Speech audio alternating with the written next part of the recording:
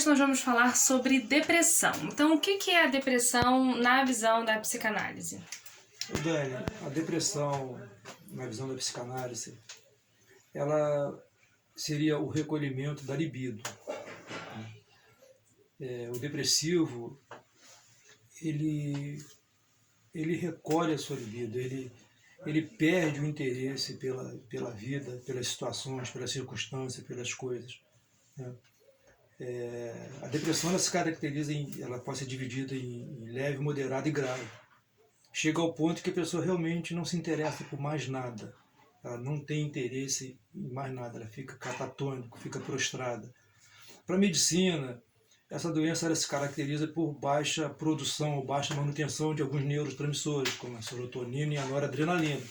É onde o antidepressivo atua, né? Ele atua nessa recaptação, você tem essa substância mais abundante no teu sangue e com isso você teria uma melhora. Mas para mim, isso é consequência, não é causa. Tá? Não é causa. Então, a depressão é uma doença, para mim, uma doença psicológica, tá? Que leva a doenças fisiológicas. Porque o depressivo, ele para de ter atividade, ele para de se alimentar direito. E isso acaba enfraquecendo e leva a outras doenças, que pode, inclusive, levar à morte. Tá? Então, a depressão para a psicanálise ela é caracterizada pelo recolhimento da libido.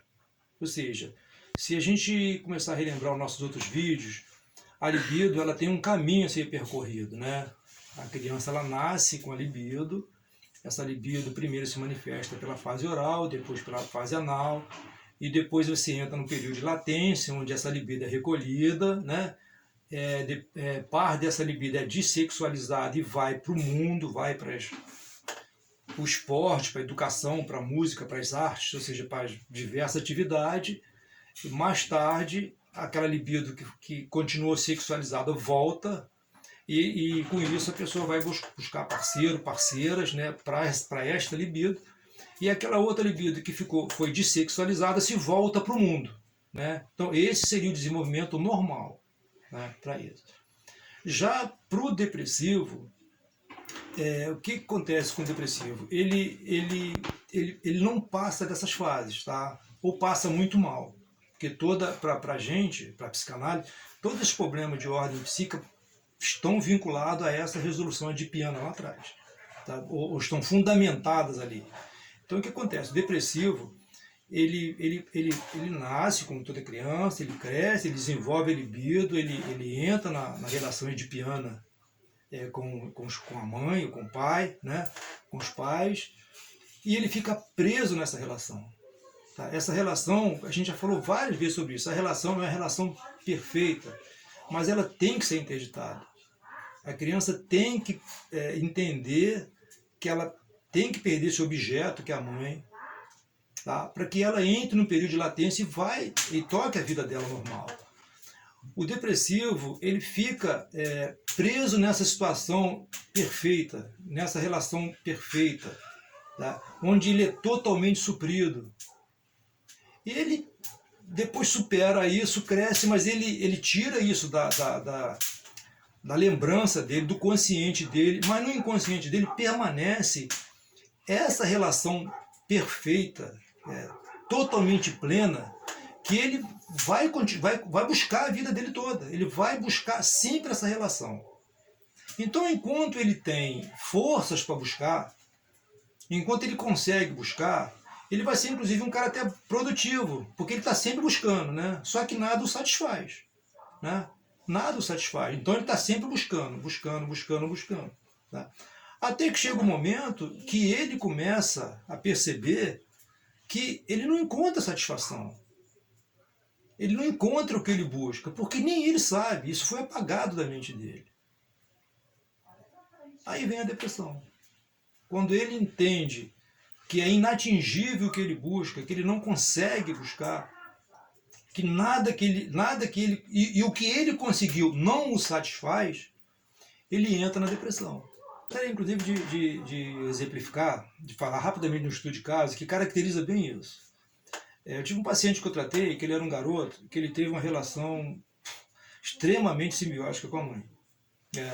Foi aquela receita de bolo para não dar certo. Foi contra tudo que nós falamos.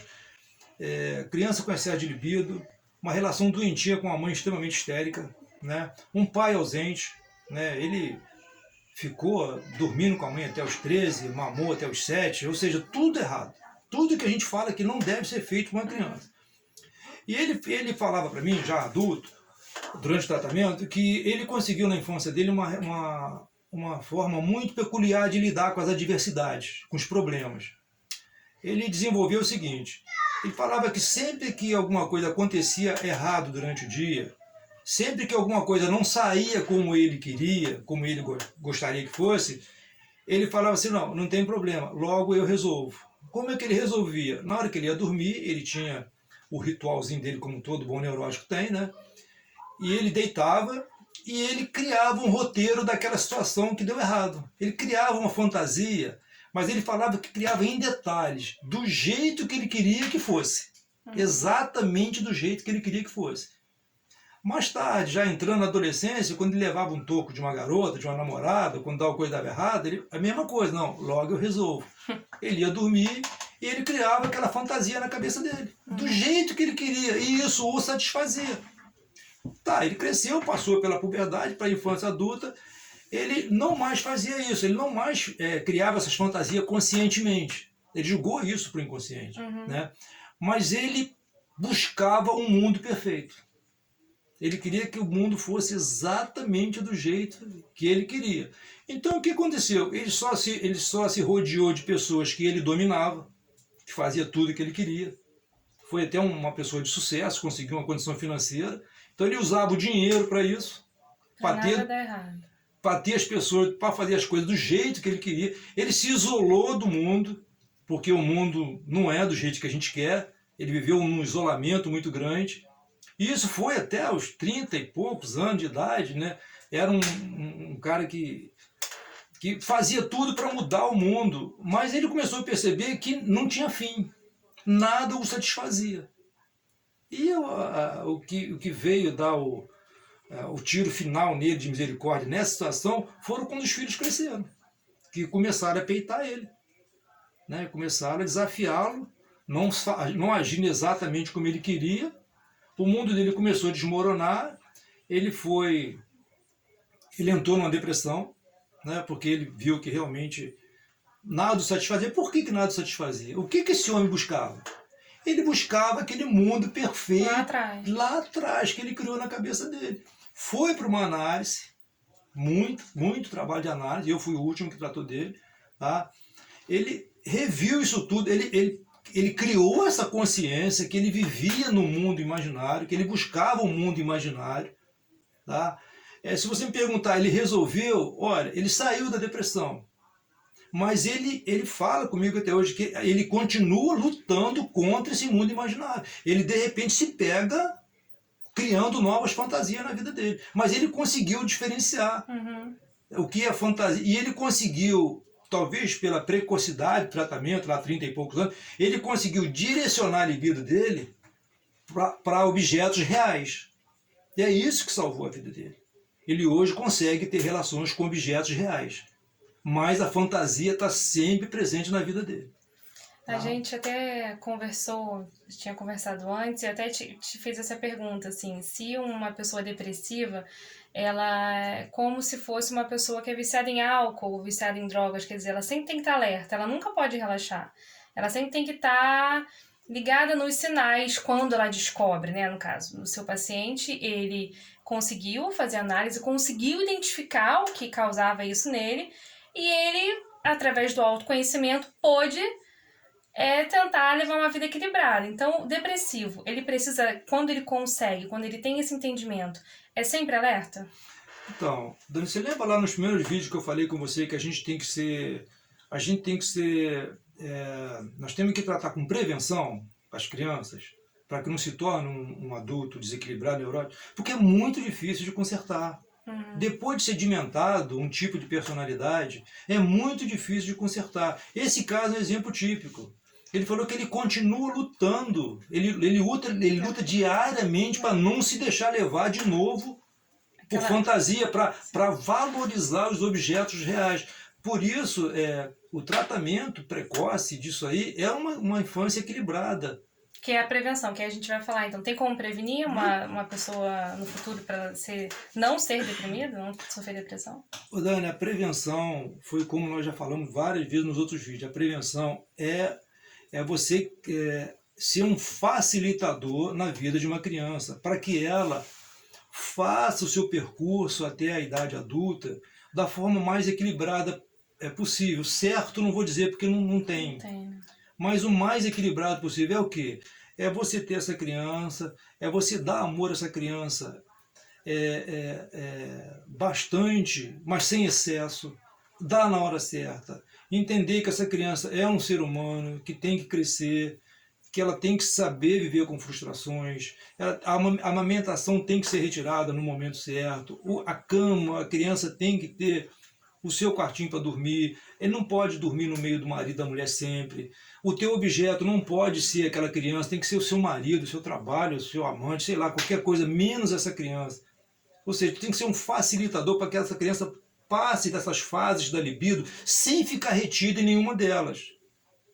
E também para que facilite o seu desenvolvimento, para que ela também não retroceda, porque tem isso também, você pode fazer esse desenvolvimento e numa fase da tua vida você ter um baque e você retroceder a tua libido. Então, a prevenção é essa, é lá na infância. Ou seja, amor em dose certa, educação em dose certa, sabe? Porque se você cria uma criança dentro de uma redoma, com uma relação incestuosa, onde você supra essa criança em tudo que ela precisa, tudo que ela quer, você tem grande chance de gerar um adulto que ele vai buscar isso a vida inteira e não vai encontrar. Nunca ninguém encontra. Não vai encontrar. Não é possível uma vida com todas as suas necessidades supridas. Pois é, não vai encontrar. Aí o caminho é a depressão. Então, muitas vezes o depressivo por conta das decepções que ele tem ao longo da vida adulta, né? Porque a gente se decepciona a vida toda, que bate nisso, né? Pega aquela relação perfeita lá de trás que ele tinha com a mãe e com o pai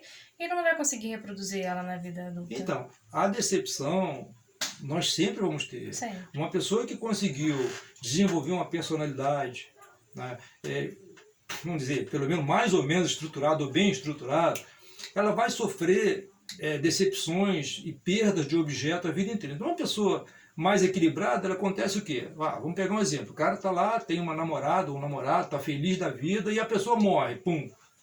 Pô, a pessoa vai entrar numa depressão, numa tristeza profunda, não sei se poderia chamar de depressão, mas ela vai entrar numa tristeza profunda, as coisas realmente vão perder o sentido para ela num primeiro momento, mas ela, com o passar do tempo, ela vai viver esse luto e ela vai buscar um outro objeto. Por quê? Porque o objeto dela é real, é uma pessoa. Ela vai buscar o quê? Uma outra pessoa, um trabalho, uma música, uma arte, passear, não sei. Mas essa pessoa está buscando objetos reais. Essa pessoa não vai ficar depressiva. Não vai. Porque ela vai perder um objeto e vai buscar outro. O depressivo, o objeto que ela busca, não existe. Ele nem sabe o que é, o que ele está buscando. Ele nem sabe. Então ele tem duas opções. Ou ele passa a vida inteira buscando esse objeto e não entra numa depressão, ou ele cai na real e não vai encontrar e entra em depressão e para de buscar. E aí esse que é o perigo, né? Você lembra de um termo, você é muito jovem, né? Mas eu que sou um pouco mais velho, eu me lembro do termo de quando era criança, quando a gente viu uma pessoa assim, desgostosa. Sim, a pessoa, desgostosa, a pessoa está desgostoso. Já era, a depressão não era usada na época, tão usado, era o termo desgostoso. Ou seja, a pessoa perde o gosto pela vida. Tá? E outra coisa, a pessoa quando, falando mais em termos mais psicanalísticos, a pessoa quando em depressão, que ela está com a libido toda recolhida, ela sofre de dois mal, ela padece de dois mal. Um é que ela perde o interesse pela... Até coisas que ela amava fazer, não, perde esquece. sentido. Perde sentido. Totalmente sentido. Então ela sofre com a perda de sentido. E ela sofre porque a libido recolhida gera angústia. Então o depressivo ele não é só aquele cara catatônico, ele é angustiado. Ele sofre também, sofre demais. Então sofre dos dois lados. Sofre porque não consegue um objeto, ou seja, a libido é energia, ela tem que ser botada para fora. Ela não consegue botar essa energia para fora, né? Então ela perde o interesse, perde o gosto e sofre com angústia.